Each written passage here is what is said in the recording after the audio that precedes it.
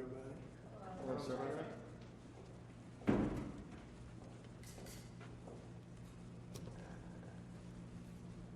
Beautiful. Wow, it's beautiful. It's the first renderings of what we're doing. So I want to wish everybody a big hello and Merry Christmas and welcome to Mar-a-Lago for this exciting announcement of the new Golden Fleet. We're calling it the Golden Fleet that we're building for the United States Navy. As you know, we're desperately in need of ships. Our ships are, some of them have gotten old and tired and obsolete, and we're going to go the exact opposite direction. We're delighted to be joined by Secretary of War Pete Hegseth, who's doing a fantastic job, and Secretary of the Navy John Phelan. Marco Rubio is here, who gave a great few words toward the end of last week. He spoke for a couple of hours on what a good job we're doing, which is true. As Commander-in-Chief, it's my great honor to announce that I have approved a plan for the Navy to begin the construction of two brand new, very large, largest we've ever built, battleships. You know, you used to build the Iowa, the Missouri, the Wisconsin, the Alabama, many others. We had big battleships. These are bigger, but they will have 100 times they'll be 100 times the force, the power, and there's never been anything like these ships. These have been under design consideration for a long time, and it started with me in my first term, because I said, why aren't we doing battleships like we used to? And these are the best in the world. They'll be the fastest, the biggest, and by far 100 times more powerful than any battleship ever built. So if you look at the Iowa, the Missouri, Wisconsin, Alabama, and others, but they were similar in size, some a little bit bigger than the others, but if you take the biggest one, it's 100 times more powerful. They're longer by a little bit, but and they're bigger ships, but they hold much more. They use the word lethality. Battleships are the largest, sturdiest, and most heavily armed vessel built specifically for naval combat. While America has built many new warships over the years, they've tended to be smaller, much smaller, and not conducive to where we are and where we're going, and peace through strength. But including, we've been building aircraft carriers. We're going to be upping that also. We're going to be going to a superior aircraft. We have the Ford class. We're going to be upping that to a different class of aircraft carrier. And we haven't built a battleship since 1994. These cutting-edge vessels will be some of the most lethal surface warfare ships. They will be actually the most ever built other than our submarines. We have submarines which will have, in many ways, even more lethality, and we have many of them under construction. Each one of these will be the largest battleship in the history of our country, the largest battleship in the history of the world ever built. And again, it's 100 times more powerful than the previous Iowa class, it's called. Those are the big ones that you'd see on a show. Victory at Sea. I don't know if anyone's seen Victory at Sea, but it was a classic. They'll help maintain American military supremacy, revive the American shipbuilding industry, and inspire fear in America's enemies all over the world. We want respect. We're going to have it. We already have it. We're more respected now than we ever were. A year and a half ago, they laughed at us. Now they respect us again at levels that they've never respected us. We envision that these two ships, we're talking about 10, but we're going to start with 2, and we're going to quickly morph into 10. And ultimately, we think it's going to be anywhere from 20 to 25 of these. But we're starting with the first 2 immediately, and we're going to then be very quickly involved with, I think, we're going to do another 8. And then we're going to ultimately, and pretty quickly, have a total of about 20 to 25. We'll make that determination.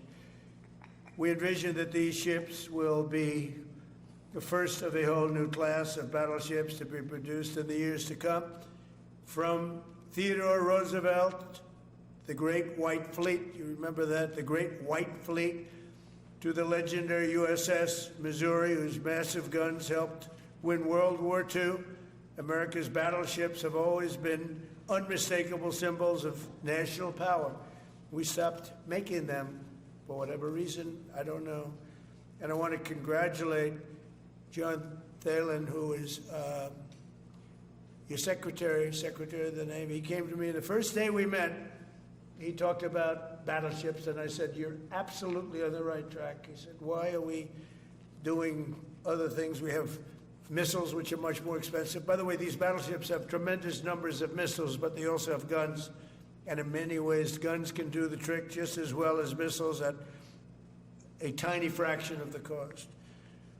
Once completed, these new 30 to 40,000 ton plus vessels will be the flagships of the American naval fleet, and there has never been anything built like them.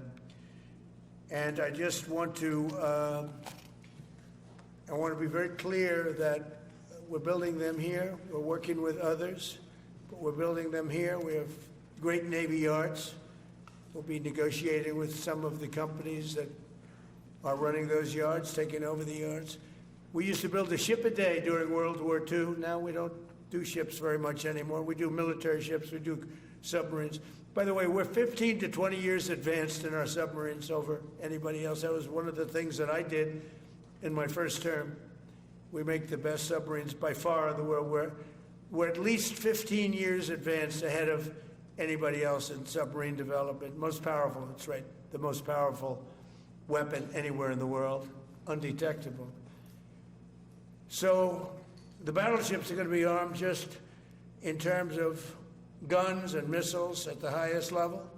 They'll also have hypersonic weapons, many hypersonic weapons, state-of-the-art electric rail guns, and even the high-powered lasers that you've been starting to read about. We have lasers where you aim the laser at a target and it just wipes it out.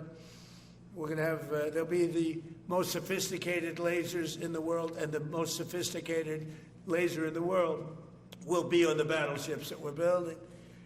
They'll also carry the nuclear arms, sea-launched cruise missiles currently under development, which will be instituted pretty quickly, but they're under development and they've proven to be extremely lethal.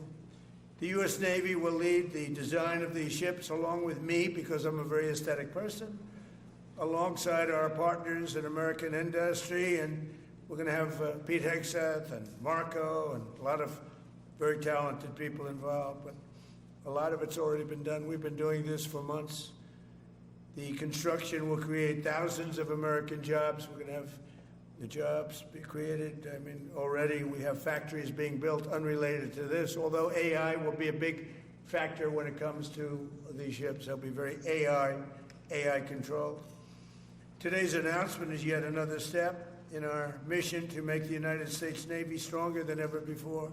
Again, when you talk about 100 times the power of these massive ships that we had years ago, it's pretty amazing. And next week I'm going to meet with the defense prime contractors. I'm going to meet with them here, Florida. And we're going to be talking about production schedules because they're too slow.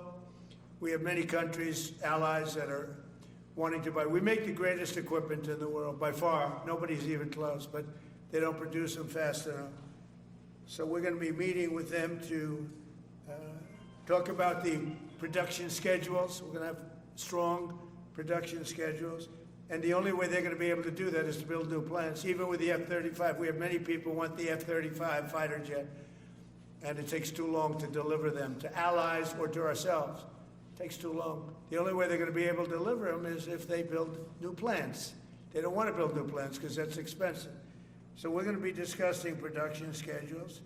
We're going to be discussing CapEx spending. We'll be discussing the pay to executives where they're making $45 and $50 million a year and not being able to build quickly. They're going to make that kind of money. They have to build quickly. Again, we make the best equipment in the world, but they don't make them fast enough. And we're going to be also discussing dividends. We want the dividends to go into the creation of production facilities. So we'll be talking about all CapEx, dividends, and the pay.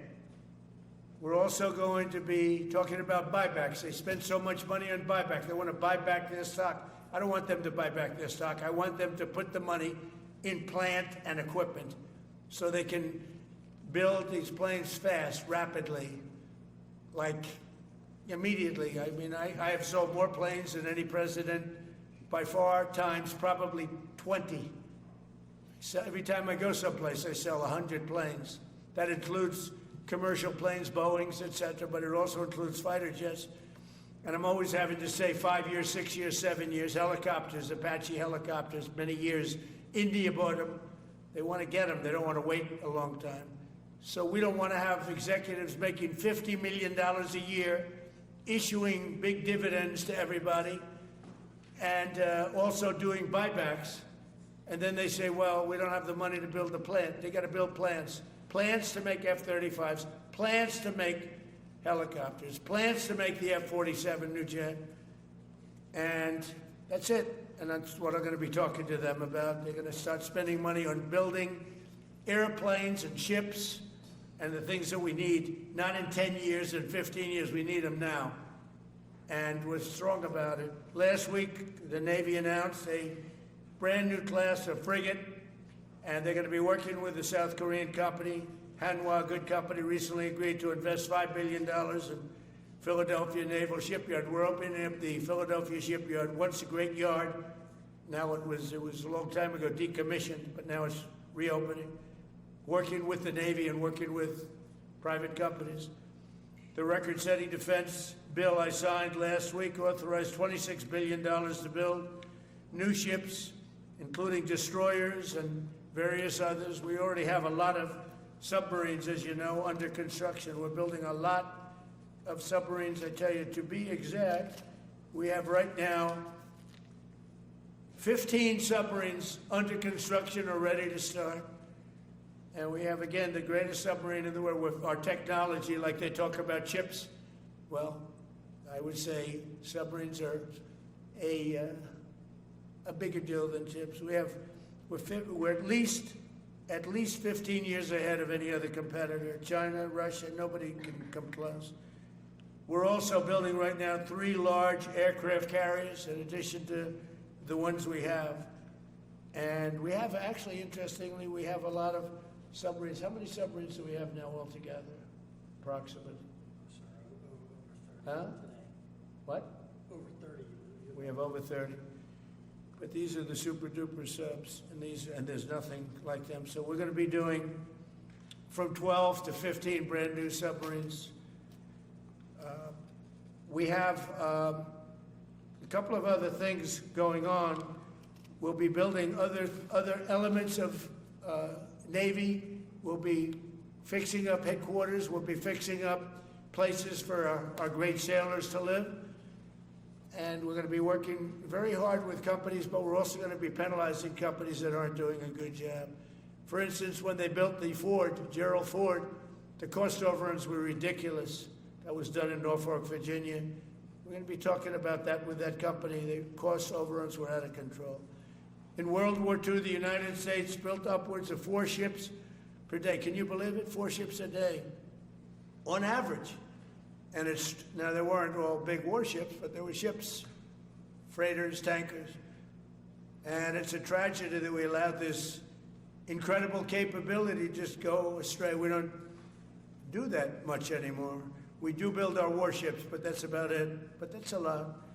We're going to restore America as a major shipbuilding power. We're going to ensure the USA is the most powerful fleet anywhere in the world, and long into the future with battleships helping lead the way, and the submarines that, again, nobody competes with us on submarines. So I just want to thank everybody, and I'd like to ask Secretary Hegseth to say a few words, followed by the Secretary, but if you would, Secretary of the Navy.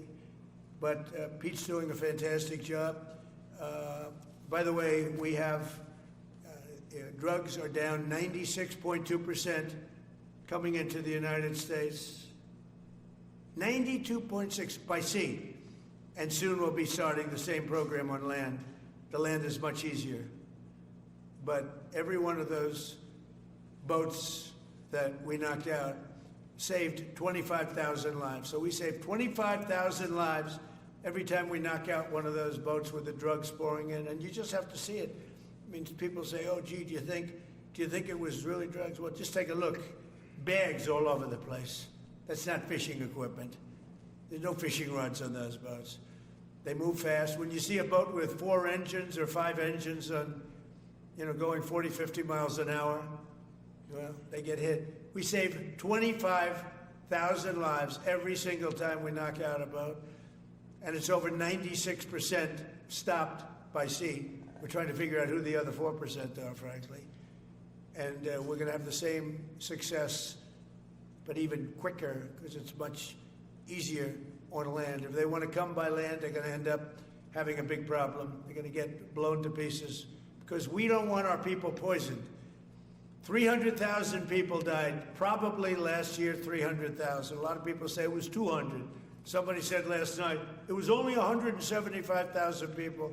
That's like 3 stadiums, big football stadiums filled up with people died. But I think the real number is 300,000. We're not going to have that anymore. So we're doing a great job, and we enjoy doing it. Our border is secure. Our country is strong. Trillions of dollars is coming into our country from other countries and companies. They're building factories and plants, including auto plants, all over the United States of America. Without tariffs, they wouldn't be doing anything, although they were very happy with the November 5th election. But it's only because they want to avoid paying tariffs that they're all coming in. And again, the biggest number was $3 trillion in history. That was China many years ago. Now it's $18 trillion, and that's just in 10 months. We think we could hit $20 trillion. That's investment in the United States, including plant and equipment. So thank you very much, and I'll ask Pete to say a few words, and then John. If you have any questions, we'll take them. Thank you. Thank you, Mr. President. Well, Mr. President, you're exactly right. There are no fishing poles, no fishermen, and no fishing boats. Just drug dealers and narco-terrorists. And with every strike, we're saving American lives. No other president was willing to do real deterrence. That's exactly what's happening. It's an honor to be here, Mr. President, Mr. Secretary, Secretary Rubio, to talk about what peace through strength really looks like. You can talk about it, or you can invest in it, and you can build it. And that's exactly what President Trump is doing. At the Department of War, we're restoring the warrior ethos. In fact, the President mentioned the NDAA. We put into law merit-based. We put into law getting rid of DEI and political correctness. That's now part of how our military operates, and you've seen it in record recruiting in the spirit at the Department of War. We're rebuilding the military. President Trump did it once. He's doing again with historic investments today in shipbuilding, and we're reestablishing deterrence, whether that's at the border, whether it's through Golden Dome, what happened with Midnight Hammer and what Iran found out, those drug boats, and of course the Houthis opening up the shipping lanes. American strength is back on the world stage. And the announcement of the Golden Fleet, anchored by new battleships, the biggest and most lethal ever, accomplishes all 3 of those things and marks a generational commitment to American sea power. Across the entire department, we are developing new operational concepts, deploying cutting-edge technologies, and making major investments, including in our Navy. This is happening in all domains, including space, as the President has talked about before anyone else. So it's the highest of domains and the lowest of domains under sea, and especially today in sea power, that always has to be decisive, has been in the history of America, and will continue to be under the leadership of President Trump. We will make sure that anything that flows from our country and with our allies flows freely and uncontested. New and better ships will provide that deterrent today and for generations to come. This new class, these new investments, will be the types of things that for decades, for centuries, the American people will look back and thank President Trump for having the vision and the willingness to invest right now in capabilities we need today, tomorrow, and long into the future. So, Mr. President, thank you for this investment, and I'll hand it over now to the Navy Secretary.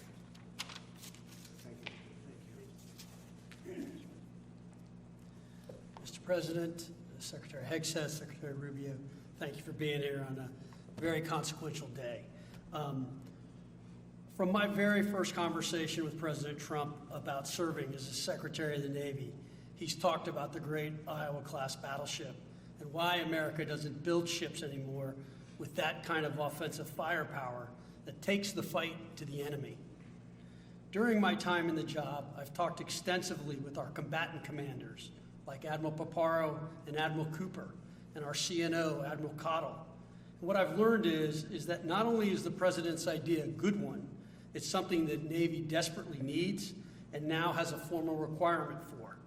The future Trump-class battleship, the USS Defiant, will be the largest, deadliest, and most versatile and best-looking warship anywhere on the world's oceans.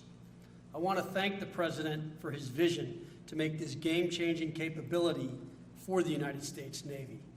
The Iowa was designed to go on the attack with the biggest guns, and that's exactly what will define the Trump-class battleships. Offensive firepower from the biggest guns of our era. This ship isn't just to swat the arrows. It is going to reach out and kill the archers. And for the first time in generations, we'll have a new leg in America's nuclear deterrence, because the Trump-class battleship will carry the nuclear-armed, sea-launched cruise missile. Striking dominance isn't all that the Trump-class battleship brings to the fight at sea. It has the size and capacity to serve as a flagship for our fleet commanders so that they can command and control naval forces far out to sea. As shown in the series, and the President mentioned it, Victory at Sea, Admirals Bull Halsey and Raymond Spruance commanded the war in the Pacific from their battleship flagships during World War II. Now this new battleship will command everything from warships to drones and everything in between. We're going to make battle groups great again. And this is just one piece of the President's golden fleet that we're going to build with the investments he talked about. A new frigate, the right frigate, the one our warfighters have told us they need. More amphibious power for our Marines with new capabilities like the medium landing ship. As part of the Navy's high-low mix, we're moving out aggressively on unmanned vessels with funding from the President's One Big Beautiful Bill to bring options to the fight and pull new, non-traditional defense partners into the American shipbuilding ecosystem. And we're making a generational investment in support ships. Logistics wins wars, and that kind of shipbuilding is the spark that will ignite the industrial base and help power the commercial shipbuilding that the President has called for. Under your leadership, Mr. President, we will have more tonnage and firepower under construction than ever before in our history. Building the President's Golden Fleet means jobs across the United States now. There'll be work for shipyards everywhere, from Philadelphia to San Diego, from Maine to Mississippi, from the Great Lakes to the Gulf Coast. And for manufacturers that will build components for this battleship in every state. The President has been clear. We must bring back our American maritime industrial might. And he has told me many times that as Secretary of the Navy, it is my job to equip our sailors to win the fight at sea with the finest ships in our history. To conclude, the USS Defiant battleship will inspire awe and reverence for the American flag whenever it pulls into a foreign port. It will be a source of pride for every American when it brings home our brave sailors who will sail defiant, raise their fists, and say, "We are peace through strength." And our adversaries will know when the Trump-class USS Defiant appears on the horizon, American victory at sea is inevitable. Thank you, Mr. President. Now when a conflict arises, you are going to ask not one, but two questions. Where are the carriers and where are the battleships? Thank you. Thank you very much. I just want to mention that John Phelan is one of the most successful businessmen in the country, in our country. Been a tremendous success, and he wanted to do this, and for nothing, he's taken probably the largest salary cut in history, but he wanted to do it. He wants to rebuild our Navy, and you needed that kind of a brain to do it properly. So I just wanted to give you a little information on him, which is probably enough. But one of the most successful men in the country, and he's that because he understands it, and he understands finance in addition to what we're talking about. Somebody's doing a fantastic job is Marco Rubio, Secretary of State. And Marco, maybe say a few words, and then we'll answer some questions. Thank you. Thank you, Mr. President. And I don't have much to add. This is a phenomenal presentation. Thank you, Mr. President. This is American industrial power returning. This is the ability, once again, to rebuild, to have industry in the United States. This is generational in the change, not just in terms of applying American war power, increasing our ability to protect the seas. The U.S. Navy is the single biggest source of peace in the world of all of our forces because it gives us a global footprint. But it rebuilds American industrial capacity. The ability to make things again in our country has been critical to what the President's agenda has been all about, and this is a tangible reminder of it. And I know the country's grateful for it, and generations of Americans will be grateful for it. So thank you. Thank you, Marco. By the way, I think I'd just like to point out that these ships are made of steel as opposed to aluminum. It's a big difference, as you know. Battleships, the great battleships, had 6- and 7-inch steel hulls, and these are going to be likewise made out of very powerful steel. Our steel industry is coming back very strongly, by the way. It's coming back at record numbers, and we're going to be using them for the steel, but as opposed to an aluminum side, which, in all fairness, is not the same. So, John, we're going with all steel, I understand. And that's going to be something that people are surprised, more expensive, but not even comparable in terms of the importance and the strength. Yeah, please. What's your timetable for these first two ships, and do you see them as a Yeah, counter to China? we'll start almost immediately, and we'll probably talk in about 2.5 years. And in terms of the mission, do you see it as a counter to China? It's a counter to everybody. It's not China. We get along great with China. I have a great relationship with President Xi, and not China. It's just everybody. You don't know who comes along, but we just wanted peace through strength. Hopefully we never have to use them, but there will never be anything built like these. Think of it. Those battleships are incredible. These have 100 times the power. Think of that. I mean, and they were big and they were powerful. You know, I thought about taking some that are in dry dock and changing them, and then when I said that, you know, if we did, would be about, we could increase, if we doubled them, they'd be at like just a tiny fraction of what one of these was. This is the new technology, which is incredible. So we decided pretty early on not to do that. Yeah, please. Mr. President, Julio Rosas with Most Peaceful Media.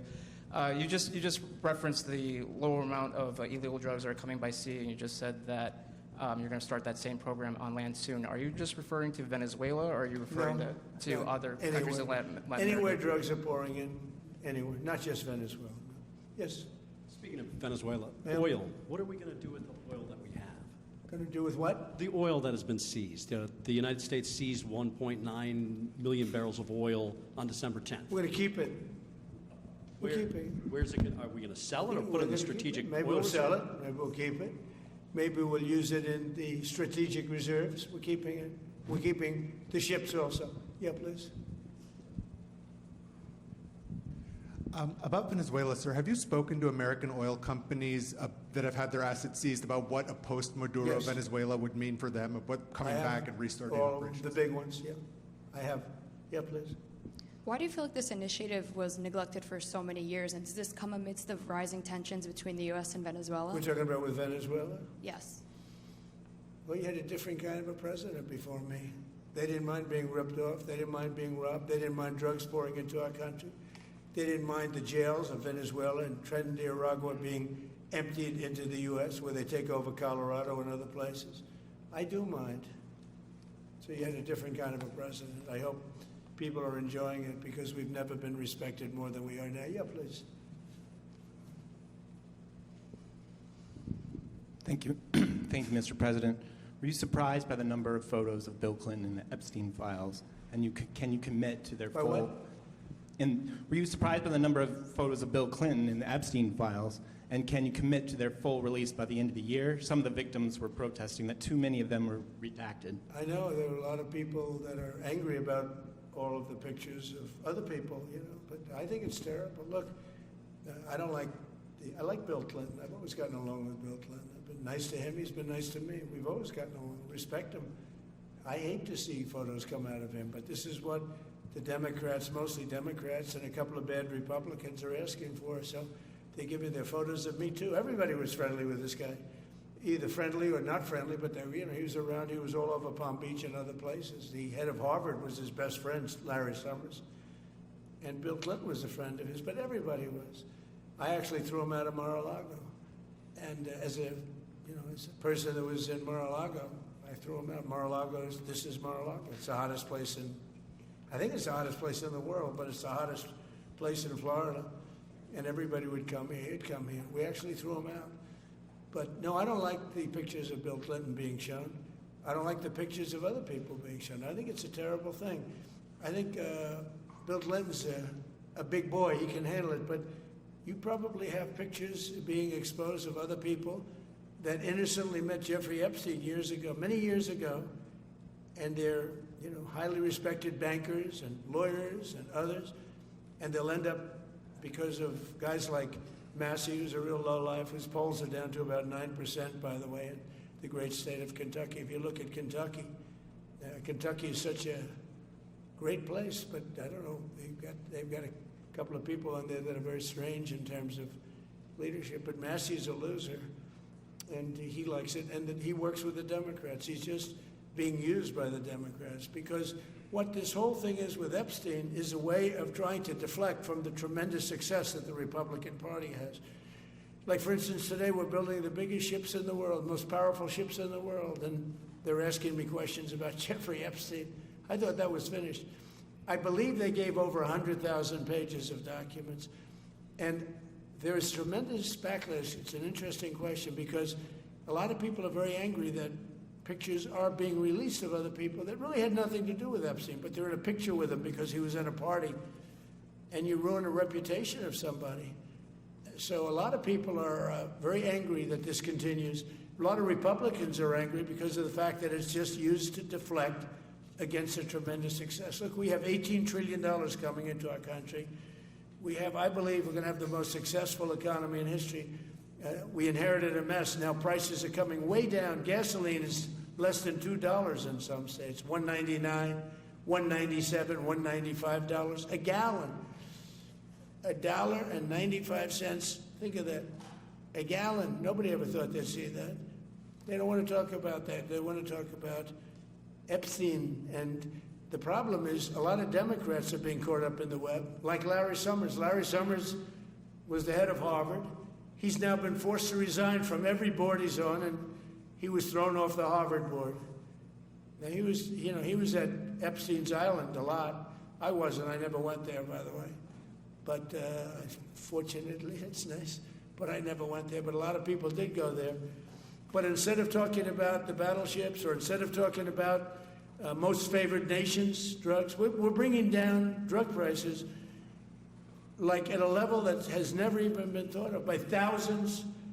Think of it, by 1,000%, by 1,200, 1,300, 1,400% in some cases. A drug that sells for $10 in London is costing $130 in New York. We're bringing it down to $20, and they're going to go up to 20. So they're going from 10 to 20, which is a doubling. It's a doubling. That's a lot, but it's a doubling. But we're going down to 20. So we're going down, if you can do your own math, but it's 2,000%, 3,000%. It's pretty amazing. And the New York Times had a story about it, a small story, way in the back of the paper. It's the single biggest thing to happen with respect to drugs probably in 50 years. It's never been anything like this. In my first term, I was able to get drug prices down 0.25%. It's the first time in 28 years that they went down. 0.25%. I was so proud of myself. Now we're doing them 2,000%, 1,500%, 1,200%. That pill that sold for $130 will now be selling, as an example, for $20, because the rest of the world took advantage of us. Without tariffs, I could have never done it. I called up the heads of the countries. As an example, France, I spoke to a very good man, President Macron of France, and I said, Emmanuel, you have to raise your drug prices. He said, no, we will not do that. I said, you have to. He He said, no, I don't want to do that. Look, you're asking me for go to $10 to $20. You're going to come way down to 20. We don't want to do that. Now, in all fairness, no other president even tried. But if they did try, there was actually a fake story in stupid USA Today. I didn't even think they'd make it anymore. I haven't. But I saw a story where Biden was trying to do this. Biden never tried to do it. Biden didn't know he was alive. He never tried to do it. But they're taking it from $10 to $20. So he would say, and the other leader said the same thing. No, we won't do it. I said, no, you're going to do it 100%. They said, nope, we're not doing it. We're not going to double our price. Because, again, if you go from $10 to $20, they're doubling their price. We're coming down, though, from $130 to $20 because we're going to get the lowest drug prices in the world. Whatever the lowest price is called favored nations. We're going to have the lowest price.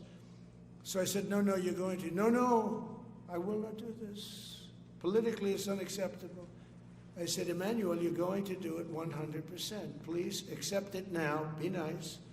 You're going to do it 100%. No, I will not. I said, yes, you are. He said, why do you keep telling me I am when I'm not? Because if you don't do it, I'm going to put a 25% tariff on everything France sells into the United States of America. And that's approximately 20 times more than I'm asking for with respect to drug prices. He said, I see. I agree to do it. Every other country said the exact same thing. They all said, no, I will not do it. I said, all right, on Monday morning you'll have the 25% tariff, everything you sell. In the case of France, it was wine, champagne, cars, everything they sell. It's 25 to 30 times the price of what we're talking about, at 25%. Every single country agreed. And that was a big problem. The drug companies were difficult, but fine, because we have a certain control over the drug companies. We had no control over these foreign nations. So every single country has agreed to do this. So we will take that pill price down as an example, talking about not just pills, we're talking about everything. We'll take it down from $130 a pill down to $20 a pill. And the rest of the world will take it from $10 a pill up to $20. It's the biggest thing ever to happen, and it's barely covered in the New York Times because it's a fake newspaper. Yeah. Mr. President, on shipbuilding, how does the administration plan to ensure that there's sufficient workforce availability as you're producing these ships? Could you speak up? How does the administration plan to ensure there is sufficient workforce availability as you're producing these ships? We're going to have we're going to have tremendous workforce availability. We're also going to have robots helping us. We're going to have a lot of robots helping us because we need it. And because we're going to town, we're building a lot between the AI and the auto plants. So we're going to need robots. We're going to have robots, but that's going to help us. We're going to have a tremendous workforce. And in order to operate you're always going to need people. You know, you can have robots, but you're going to have to get somebody to start those robots, and you're going to have to improve the robots. But we're going to have robotic factories plus manpower. So we're going to have enough. We're going to need the help of robots and other forms of, I guess you could say, employment. We're going to be employing a lot of artificial things, but the beauty is we're going to have more jobs than we've ever had. Just so you know, a number came out the other day. We have more jobs right now in the United States. More people are working right now in the United States than at any time in the history of our country. Think of that. Pretty amazing. So we'll have the help of, mechanical help, if you want to call it that, but we'll have tremendous employment. They'll be paid a lot of money. They'll do better than they ever did. Okay? Mr. President, some may have been expecting a different kind of announcement today, hearing your Secretary of War and Secretary of State here. You mentioned strikes on land in Venezuela more than 15 times, even now, just in your recent remarks. Why should Maduro take your threats seriously? And he can do whatever he wants. What's your end game? Maduro? What's your end game? There's no answer. He can do whatever he wants. I mean, we have a massive armada formed, the biggest we've ever had, and by far the biggest we've ever had in South America. He can do whatever he wants. It's all right. Whatever he wants to do. If he wants to do something, if he plays tough, it'll be the last time he's ever able to play tough. But they sent their prisoners into us. They sent people from jails. prisons. They sent people from mental institutions and insane asylums into the United States, just walked right in because Biden had an open border policy. What the Biden administration did to our country can never be forgotten. They took in millions and millions, 25 million people over the course of 4 years. Many of those people were murderers and drug dealers, prisoners, rough prisoners, 11,888 murders. More than half of them killed more than one person. They came into our country. Now, I spoke to Christine Noem today. I spoke to Tom Homan today. He came down to see me. And we had a great meeting. They've done an amazing job. We're getting them out. We're getting them out very fast. But this should have never happened. But Venezuela was one of the... Venezuela took advantage of the open borders that Biden created more than any other country. Tren de Aragua, we had gangs all over. Look, I mean, you have a very weak governor in Colorado. Look what happened in Colorado where they would occupy apartment houses. And he didn't want to do anything about it because he was scared. Any other questions? Yeah, go ahead, please. So in response to the United States taking sanctioned oil from Venezuela, Colombian President Gustavo Petro criticized the United States by saying, well, the Southwest is stolen land and that it should be returned to Latin America. I just wanted to know what your response to that is. Well, he has to watch because, you know, he's got drug factories. They make cocaine in Colombia. And he's no friend of the United States. He's very bad guy. And he's got to watch his ass because he makes cocaine and they send it into the United States of America from Colombia. We love the Colombian people. I love the Colombian people. They're great people, energetic, smart, great. But their new leader is a troublemaker.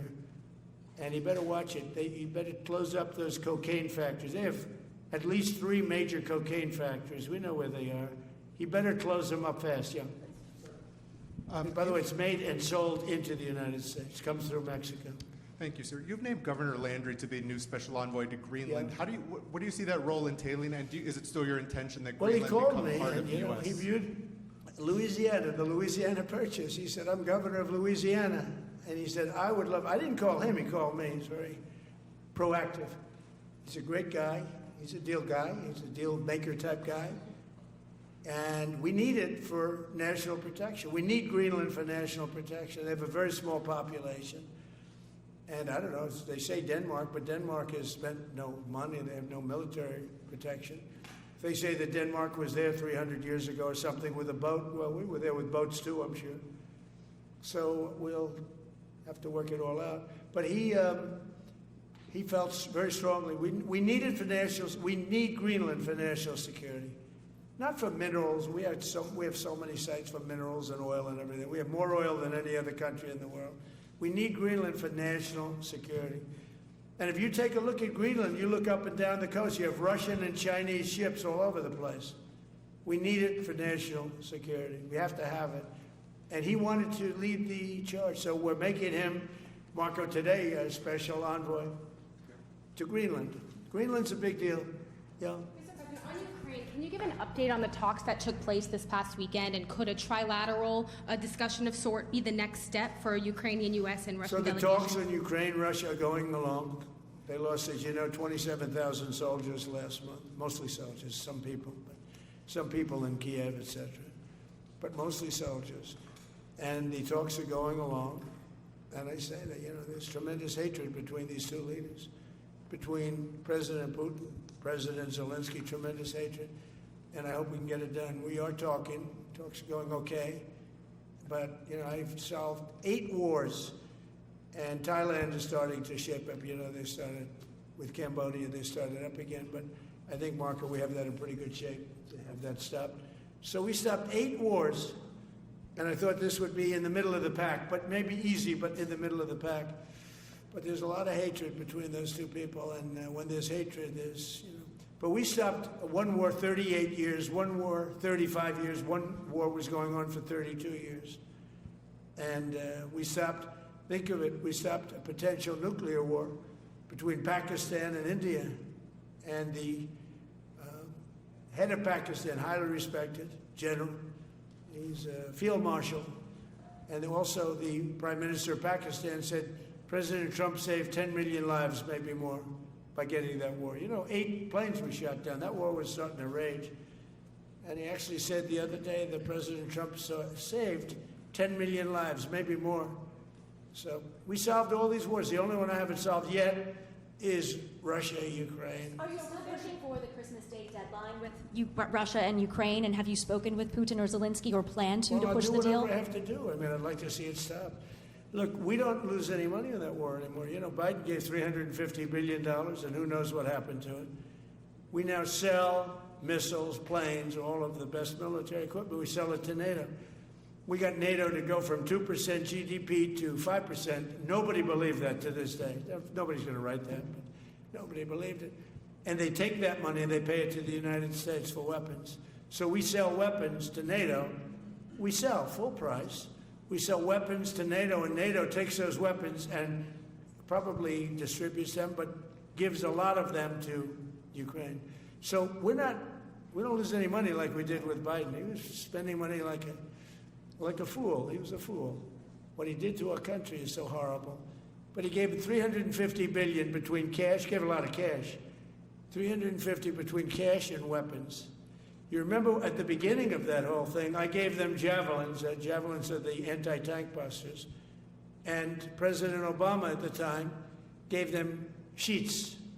I gave them javelins. They gave them sheets. But the bottom line is I think they're all tired of that war. Everyone's tired of that war. It's got to stop. Yeah, please. The U.S. was in active pursuit of a sanctioned oil tanker yesterday. Are you able to share what became of that tanker? Was the U.S. able to seize it? No, it's moving along, and we'll end up getting it. Yeah, we're actually pursuing it. Can you imagine? Because it came from the wrong location. It came out of Venezuela, and it was sanctioned. Yeah, please. Ultimate goal in Venezuela to force Maduro from power.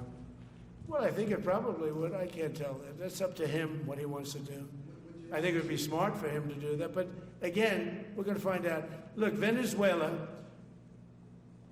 did terrible things to the United States. They sent hundreds of thousands of people, millions of people, into our open border. They sent their criminals. They sent their prisoners. They sent their drug dealers. They sent their mentally insane and incompetent people into our country more than any other country. Others did too. The Congo did. Others did too. And we just let them come right in because we were run by a stupid president. But you don't have a stupid president anymore. Mr. President, have you set up the meeting with the health care insurers just yet? And what are you hoping to get? How I'll be setting it up. I think we're going to meet with healthcare, the healthcare insurers, the insurance companies. So what I'm asking for in healthcare is very simple. Obamacare is a disaster. I call it the Unaffordable Care Act. Unaffordable as opposed to it's unaffordable. They're going to have a tremendous increase in premiums, which is Obamacare, which is them, the Democrats' fault. They'll try and blame Republicans. It has nothing to do with us. It's the Democrats' fault.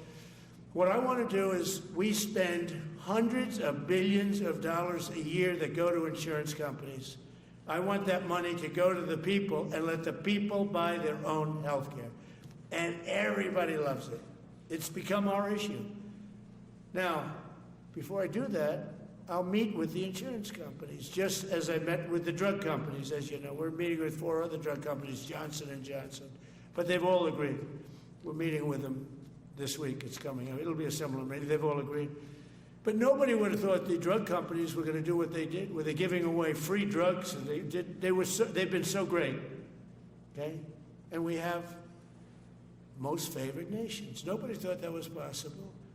I don't think any other president ever tried to get it because they never thought they could.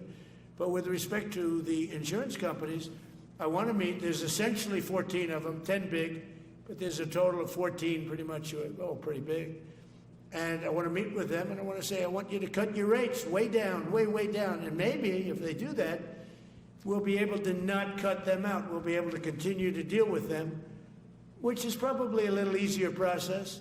I think the best process is pay the money directly to the people, let them buy their own health care. But I'm going to meet with them the first week back. I do it now, but they're trying to come up with a schedule. They want to meet badly, they've told me, but they want to come up with a schedule. I said, make it a good schedule. Your rates have to come way down. We're also going to meet with other insurance companies because under Biden, the insurance rates have gone through the roof. Auto insurance, home insurance. I mean, insurance companies are making far more than they're entitled to make. So we're going to be doing that. But just in the meantime, we'll be meeting with the insurance companies in the first week, the first few days back in Washington, because they're trying to come up with a proposal that will satisfy me. Thank you very much, everybody. Appreciate it. I hope you're going to enjoy the battleships. They're going to be beautiful. Thank you. And have a great Christmas if I don't speak to you. Thank you very much. Thank you very much.